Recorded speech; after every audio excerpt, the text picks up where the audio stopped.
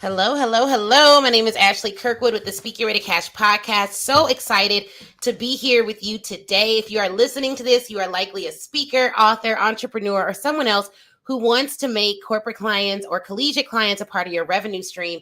And you may just need the boost of confidence to do it. And that is why I am thrilled to introduce you to Kenyatta YounG today. She's a former Speak Your Way to Cash Academy member. She's attended our events, and she is the author of a book called Light It Up, Sis. I'm so excited for her to chat about her journey today. Kenyatta, welcome. Thank you for having me, Ashley. It's just an honor and a privilege to be here today, I must say. Yes, absolutely. So tell us a little bit about what you have going on right now. How do you describe yourself? So I first start out with that I am family is first, number one. So I'm a wife of 12 years with my husband, Earl. I have two kids. One, my son, he's about to be 4 in May. His name is Aiden. And my daughter, she's 8 and her name is Autumn. And so I start there first because everything that I do is all based off me wanting to leave a legacy for my family. So that's that for me. And then also, I am a purpose activator. Whatever I do, I really truly am inspired and passionate about helping transform other people's lives. And so I get the honor to do that through my 9 to 5. So I am an HR executive. I've been in the HR field for 16 plus years. And so I get the opportunity to do that every day. And then also I'm an entrepreneur. So I own a company called Pencil Skirt Project, where I have the opportunity again to help leaders to unveil their purpose, understand the why, and really understand how to build their confidence so then they can truly live the life that they ultimately want to and then get paid for it. So I utilize some of my HR background to really get them there from an equity perspective. So that's a little bit about me in a nutshell. Mom first, wife, I am a HR professional, and then also I'm a purpose activator. Absolutely. And how does speaking play a role in your business? In so many ways. I would say that number one, in my profession, in my business, not only am I a coach, right? So that speaking is very essential to be able to, obviously, when you think about selling yourself and being confident and bringing other people and developing them, speaking is so essential. Then also part of my business, I offer workshops. So as you can probably see here, my motto is to help shine the light onto others. And so that's part of my proprietary framework, which I'm sure we'll talk about more. And I develop workshops to really help employers and students really understand their purpose. And so speaking is the center of that. That is really cool to hear. And you previewed your framework. So let's chat about that. Yes. How did you develop your framework? And first off, what is a framework? How did you know you needed a framework? And then how did you develop it? Okay, so I do not want to take any credit. So I know Ashley is amazing. So I give all credit in some degree to being part of the Speak Your Way to Cash Academy. Being part of that academy really laid out the foundation of what a framework is, and just being able to have something that's packaged in a very clear and concise ways where it's easy for you to sell and pitch to your consumer or client. And it's not just basically about your expertise, but being able to really articulate it with passion and with an acronym that really will stand out where if someone sees it, they get it. So that's one of the key things that I got from developing the framework. And I must be honest, I had to do some praying and to really dig deep, because sometimes for me, I can be overly analytical and thinking like I have to have a full paragraph to really determine what my framework would be. And so it was very difficult for me to put it down into a few letters. And so it was a process. And so being part of the academy with your coaching, of course, giving us the rubric step by step and how to do that was very essential. But I must say the number one thing was mindset. So if you don't really have the right mindset as you're thinking about how to package who you are and what you can do, it's very difficult. So I would say that was number one. And then once, being able to really being prayerful and listening to God and his discernment with your coaching, I was able to develop LITE. Yes, it sounds very simple, but it's very deep and rooted in so many ways. So the L means to lead with purpose. And so you see the L here and it means lead. The I is inspire, but also to help identify your distractions. And Mm. then the T is to transform your life with goals. And I always tell people, transform your life with SMART goals. And SMART means an acronym, and we can get into that, or you can buy my book. It's its own chapter. And then the E is to embrace and love yourself. And so when you think about light, people think about the sun, you think about positive things. And then one other thing I must say is market research. So I did not make this public until I did my research. Again, I learned all of this from the academy, and the essence about doing a market research is to really make sure that you testing your product in the market to see if it resonates. And so that was one of the key things that really not only kept me more affirmed to keep the light framework, because I was so, married to it, but I made sure that the clients that I will be servicing this framework to really was able to resonate with it as well. Yeah, what I love about what you did with your framework is you didn't just stop at putting pen to paper.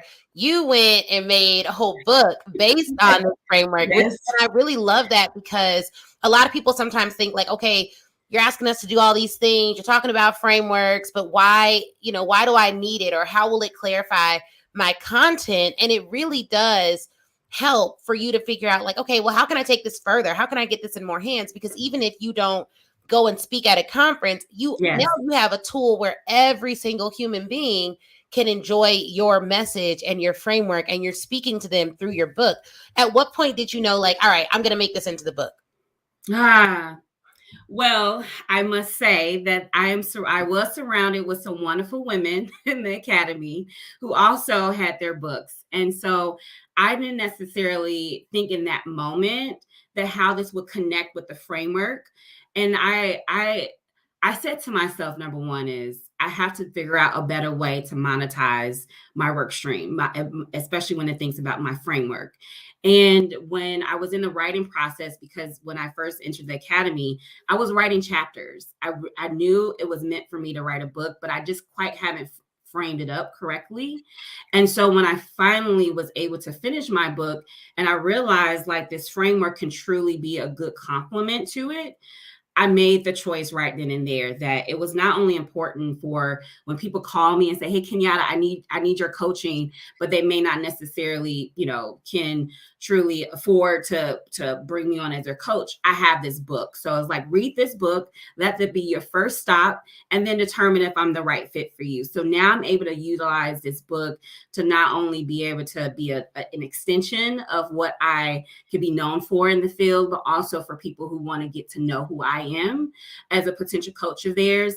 And then also for me, I'm not the person who liked the light, if that makes sense. I don't want to always be on lives every day, or I may not necessarily have the time to do that. So I also felt like this book can be able to build my brand presence in a natural and authentic way that it speaks to my personality. And then also I felt like being, working 9 to 5 and being a mom, it's hard to really monetize your offerings. And so I felt like this book will not only open future doors, but I have a little bit more experience, if that must say, where I can have topics that's more relatable versus someone seeing it on the website and they're like, what does light mean? Well, I have a book and this is what it means. And this is how I can add value to you and your employees or your students. So it definitely created more of a conversation starter. But then also a way for me to be more motivated to move forward. But I must say, being around you and then also those ladies in our academy who also were authors definitely inspired me to move forward quickly with connecting those dots. Yes. And I think this happened really quickly. So how long from when you first started writing the book to like, how long did the process take? Because I know there's people listening who are like, okay, I need to get a framework together. I want to write a book. What does that process look like? And I've been through the process, so I know how much work it is to not only write the book, but then launch the book and plan a launch and do all of these things. So how long did it take you to write the book? We'll talk about that part first. So I would say definitely a year and a half. It took me some time to get what I wanted to talk about. That's number one. Mm-hmm. The framework really allowed me to provide structure. So in the beginning of last year, January, which is right around the time that I joined the academy, it made it very clear for me that I had to get the framework right, so then I can truly be able to lead the discussion in the book the right way, and trusting the process. So it was not easy. There was days where I got hit up against writer's block, other days where I'm just recording on my phone and being able to literally allow myself to flow. So I would recommend that. Just try to just write. Don't worry about, like if it's grammatically correct or not, but just getting the words out on the paper. So then also for me, I learned from you is like, you can't do it all. So you need to outsource. So I really did hire a coach and also an editor to really be able to bring a lot to structure and to consolidate my thoughts into real concise understanding on paper. So that was very helpful too. And also I had an end game in mind. So I knew I wanted to have an audiobook. I knew I wanted to have the ebook. So being able to understand your vision is very important. So I'm a strategic thinker. So I always start with the end in mind and working my way back. So for those who I inspired to write a book, like, are you just writing the book to tell your story? Are you trying to develop a coaching program? Are you trying to use this book to really open the doors for future speaking engagements? Are you trying to just hold it for the shelf and put it in a library? You really do have to answer those questions internally for yourself before you start to bring other people in, because they're only going to go based off your direction. So that was very important to me. I knew I wanted millions of people to listen to my audio. I knew I wanted to develop a coaching program. So I laid out that foundation all last year. So hiring an instructional designer, creating that curriculum that's aligned to my book. So I really worked the end in mind. So that was very key for me. And keep going. So I had to divorce myself. There was a lot of stinking thinking. It gets very hard when you're like, this is crazy. No one would read my book. All of those kind of things start to come up when you get closer to your finish line. So I would just say getting the words out on paper is number one. Figuring out what you want and your why. Why do you want to write this book? And then continue to finish the book. And then once I finished the book, again, I had an end in mind. So I've already began to schedule time for pre-launching and other things that, I can definitely go into. But I really believe in answering those critical questions up front is important. And the reason why it works so well for me is because being a part of the academy, having that structure, answering those questions, giving your time and thought and prayer, asking God, what am I really supposed to be using this for? And that was very intimate for me. And so now I have the coaching curriculum ready. I have my workshops ready. So when someone calls me for a speaking engagement at a college and or a corporate office, I have materials ready so I don't have to work in the rear. So that's one of the key things that I did over the last year, setting the foundation, really authentically answering those questions and working backwards. I love that. And it's evergreen. And one of the things I want you all to take away from this is she figured out how she wanted to monetize, how the book was going to be a part of the customer's journey. Yes. So the book is not the destination. We got an email yesterday from someone. Okay. We bought our book, and then they were like, they bought the Speaker Ready Cash book, and then I had emailed them like, all right, great. So we got the course. Like, are you ready to take it to the next level? And he was like, well, why'd I buy the book? And I'm like, sir, if you think that's the appetizer is going to teach you everything you can learn from me, you are sadly mistaken, sir. Okay. And the book is real good. Lots of good info. But like, don't be afraid to take people on a journey. Because I know there are some people who are like, but what if I'm selling too much in the book? Or what if I'm saying too much? Or what if they get mad about this? If somebody buys a $20 product from you and they are mad because you're not giving them everything in your soul, heart, and all your desires, they not your people's anyways. The book is supposed to be a part of the customer's journey. So you do want to think about, where is this book going to take them? What appetite will it give them towards the end? What should they come to you knowing after they read the book? So when you have a framework, it really introduces them to all the elements of what you do, but it's an introduction. There's always going to be more, even if you go into detail about that. And plus, there's always going to be people, you can tell them everything, but they're like, nope, I want to do it with you. I want to learn. And I say this because it's so important when people ask me, like, so what are you planning on doing with the book? This book is a series. Yeah. So I've already set up in my mind, I bought the bulk ISBNs. So I got 10 books in me. I'm already Yes. thinking, right. I'm already thinking about having, when you think about, Michelle Obama, now she has a book that's for young adults. I'm already in the process of making workbooks for young adults in high schools and grammar schools.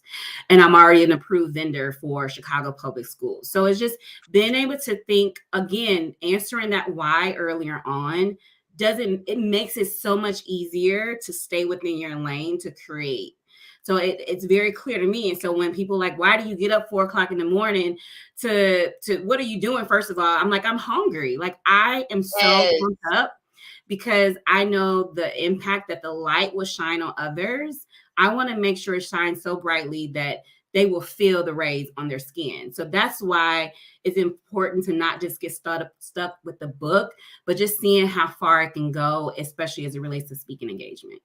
Well, you brought up something that I want to dive into because you have a full-time job, and a lot of people listening to this have Yes. full-time careers. They're either in the academy or they're coming to the event. We just launched our event tickets. Well, we did a private launch to our we call them VISs, our very important speakers, last night. So we Yes. have people already bought tickets to the event in November, but they work full-time jobs, and they may be wondering, like, how can I build a speaking career, follow the principles that Ashley teaches, and be a wife, be a mom? Like, how did you get through the academy? And you attended the event. Like, how did you do all of that with also, and you did all of it, and you were creating your own product line, developing your curriculum. Like, how did that work? Because I know there's a lot of people who get caught up in like, oh, but I need to get in the academy and make a ton of money. And I'm like, no, you need to get in the academy and learn how you can make money for the rest of your life. Like, focus on the educational pieces of it. The money will come. It's a matter of when. Yes. But developing those assets is the most critical piece. So how were you able to balance that and develop such powerful assets? That's a loaded question. I would say number one, again, I'm a very heavy spiritual believer and listening to God. So I do not do anything without his instructions. Number two is being in true alignment with if you are married. Like for me, I can speak from my personal experience. So having fully alignment for my husband. So as much as it was an investment for me personally, it was for him as well. So there was going to be some trade-offs. So we had to be in alignment. So that's number two. Number three is really make up in your mind. Why are you willing to make the investment on yourself? And post it somewhere. So when you find yourself tired, because you will, when you find yourself not wanting to, even decide to do anything more and creating anything for your business, you have to look back at your North Star and your why. So that why for me was one day retiring, another is living a legacy for my kids and they're looking up to me. And then two, for me personally, I want to leave this earth empty. Like that's my personal endeavor with God. Like I want to make sure the urgency behind what his will is for me and living out my purpose, which is to shine light wherever I go. I need to do that with a sense of commitment. And so I made up my mind and that I would not give up. I'm a very resilient person. I do not believe in the essence of, giving up, and the element of failure is not my middle name. So I have used that to give me my own internal power, and I believe in affirmations. So I have it everywhere. I want to show you all of this stuff that's around my office, but I believe in affirmation. So girl, you got this. Like before I just got on this podcast, I'm listening to Les Brown. He's like, you got to be hungry. You got this, you're going to do this. And so whatever motivates you and inspires you, you have to kind of do that every day. So I don't necessarily say, what I'm going to do tomorrow. I plan for today and live for today. So that is one of the key things that I used for the last 2 years.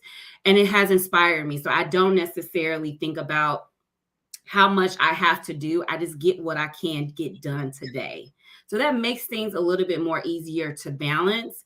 And I give myself grace. I put that in my book.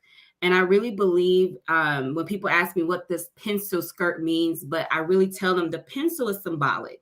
It's not just a skirt. When you see it, it's fancy, it's very professional. The pencil is symbolic that many people don't think about the eraser. So I really believe in erasing things and rewriting. So that gives me ability to give myself grace. So when I may not be able to do the laundry, when I may not be able to, you know what I mean, always plan the wonderful date nights, or when I have to tell my kids, no, you can't, do certain things because mommy is working, right? So I have learned to be able to give myself grace in the midst of that. So, and then also I plan and set boundaries. So sometimes I can't join on those group chats and maybe I cannot join, some conversations that has nothing to do with my purpose. I do decline or I say schedule that.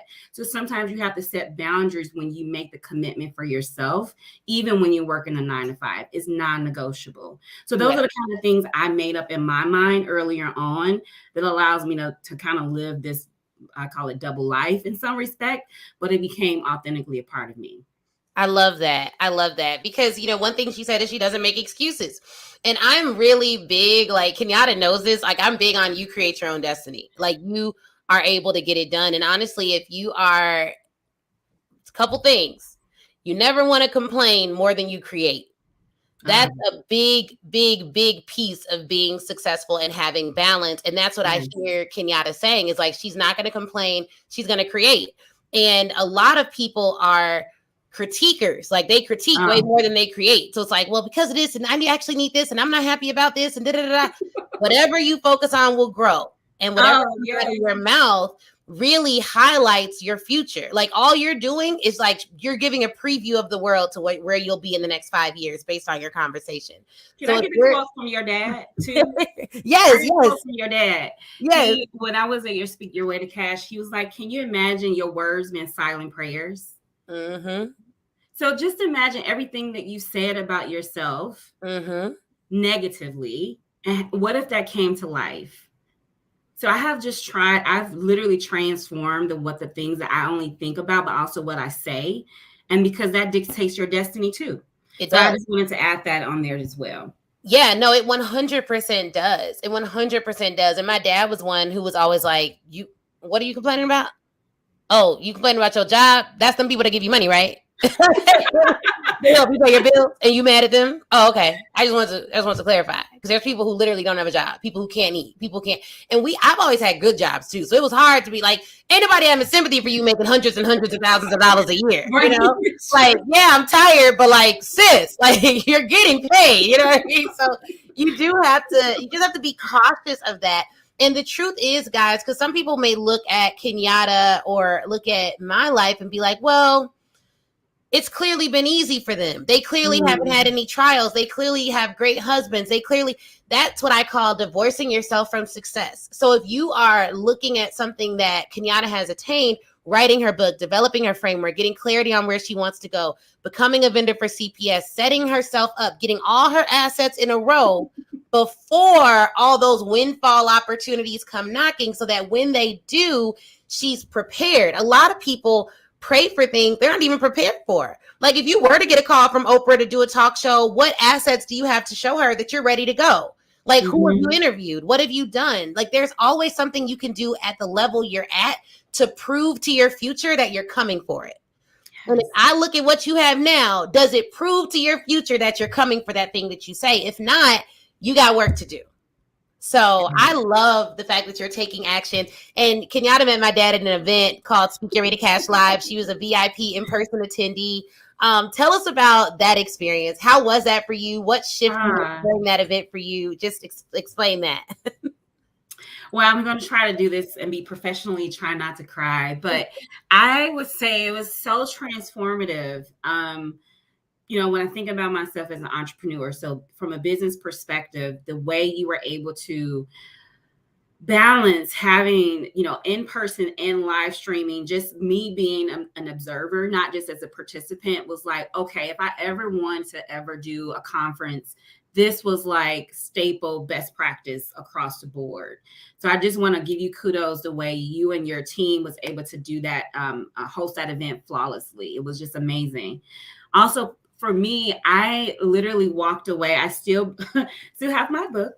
And I do look at my notes every day because it literally gave me like my 2022 framework, like what I needed to do, what I needed to work on. So I still am pitching, still following up, still making sure I keep my code leads warm. So all of those key elements that you gave in a very realistic way, I still apply to today. So it had nothing to do with just the academy, but the accountability of the community. Oh my goodness, that feeling you feel when you are amongst other like-minded people, it just gave me this fuel to my fire that continue to stay lit today. So I have created a network. Like those individuals I met, I still keep in touch with.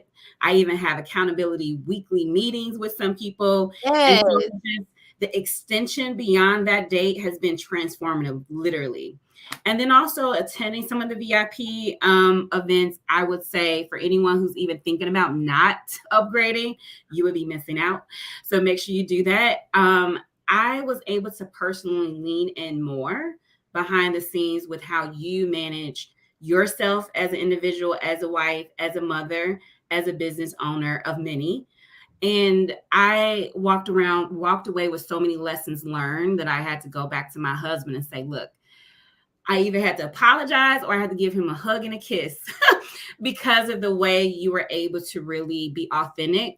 So I would say, again, I said this to you before, but thank you for being very vulnerable in that space, because sometimes people just don't keep it real and keep it 100. So I want to say for anyone who's either thinking about it, complicating it, whatever, you need to make sure you attend that event, because it's definitely one of those that you don't want to miss out on.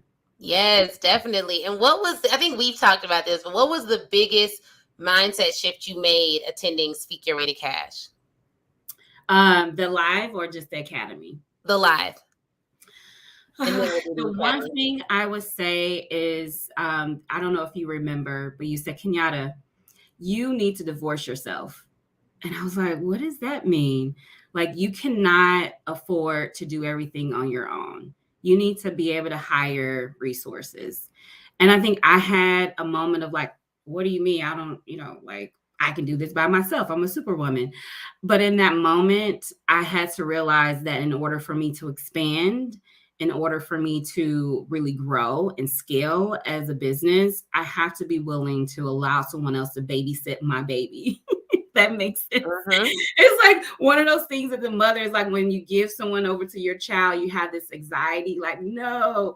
And so I really, in that moment, I walked away with this kind of point of action. And so at the beginning of, I would say after like maybe a couple of weeks after we had the live, I had actually hired my first virtual assistant. I actually hired two, because the thing that Ashley says, you always have to have a backup. So you hire the same person for the same thing, just in case something doesn't go through. And so I did just that. And it's like March, and I'm still holding strong, and I'm adding more resources, contractors, etc., to outsource. And so that was one of the major things, and it has allowed me to scale with all of the great things you see now, is because I have help and support. Yes, I love that. I love that. And what was your biggest takeaway from being in the academy?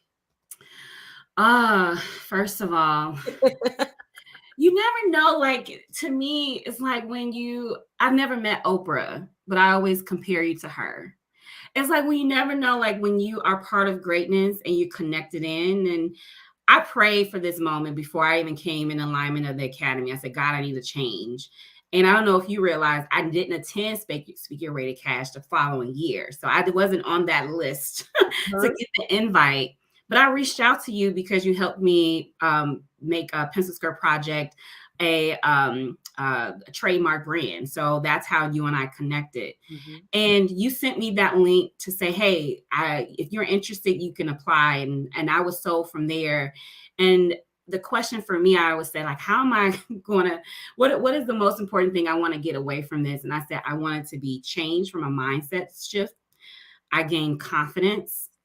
And then also I was able to learn from I will call it the Oprah of speaking in general. So it's one of those key things that I walked away now, almost a couple months later. It's like, wow, I legitimately gained so much knowledge. And why couldn't it have slowed down? I wanted to be back in that moment to ask some more questions, to give a little bit more insight, because it was just a phenomenal experience, and only one can experience to really indicate that.